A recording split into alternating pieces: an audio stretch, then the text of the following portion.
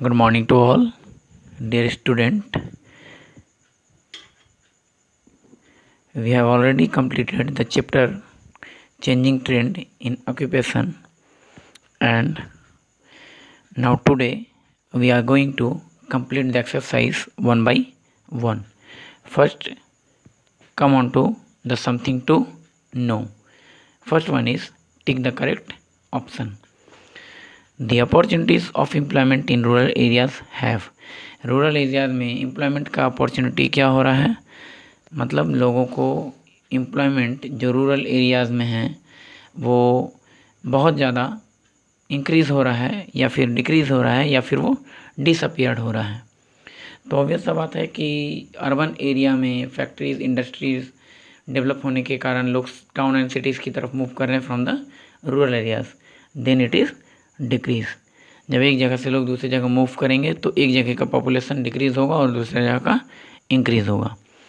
Scarcity of milk developed due to, milk का scarcity क्यों हो रहा है, बिकॉज ऑफ स्कैरसिटी मीन्स कमी होना, डिक्रीज़ होना।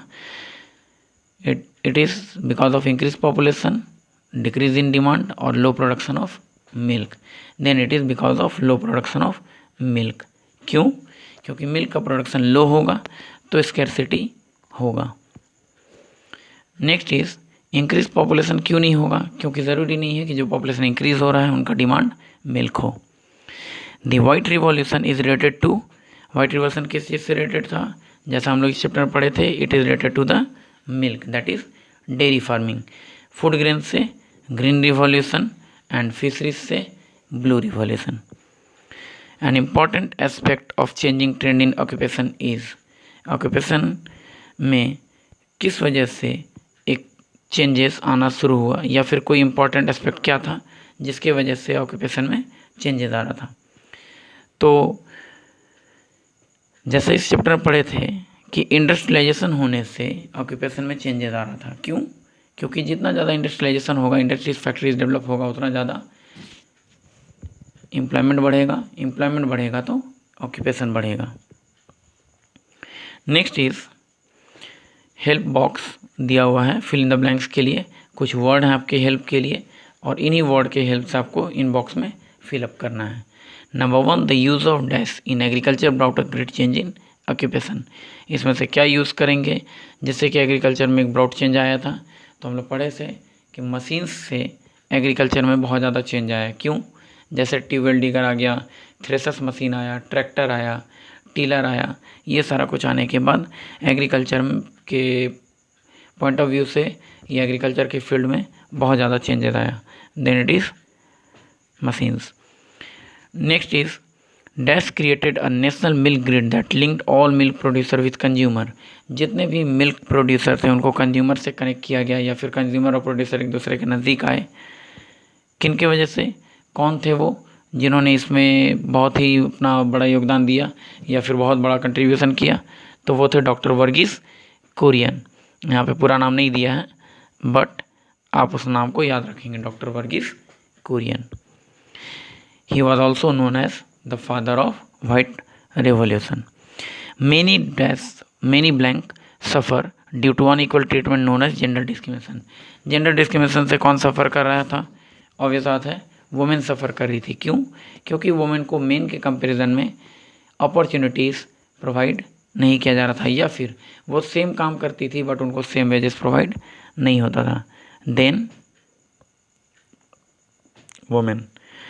White revolution involve many dash and non professionals. एक अगर नॉन प्रोफेशनल दिया तो दूसरा क्या होगा? Professionals. Then it is 4 and last one is जो बच गया वो the profession of a software engineer is related